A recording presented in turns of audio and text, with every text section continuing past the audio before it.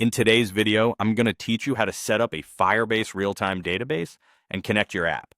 First, open your web browser and head to the Firebase console. On the landing page, select an existing project you want to use, or create a new one if you're starting fresh. Once your project dashboard loads, look to the left-hand navigation. Under the Build section, click Real-Time Database to open its overview page. Here, press Create Database to start the setup flow. You'll be asked to choose a location for your database. The default is US Central 1, and the location you pick becomes part of your database's URL. For example, databasename.firebase.io.com or databasename.region. Firebase-database.app. Choose a region that's close to the majority of your users to help reduce latency. It's best to pick carefully up front because the region is tied to this database instance. Next, select a starting mode for your security rules. Locked mode is recommended for production. It denies all reads and writes from mobile and web clients by default, so only server-side access or explicitly allowed paths will work until you add more specific rules.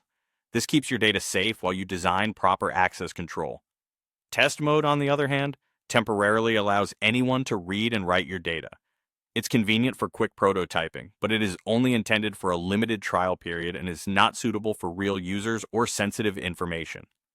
If you choose test mode, plan to switch to stricter rules before your trial window ends. When you're satisfied with your selections, click Done to create the database. With the database ready, connect your app so you can read and write data.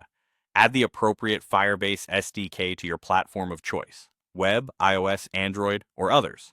The official documentation provides step-by-step guidance tailored to each platform, including configuration snippets and initialization details.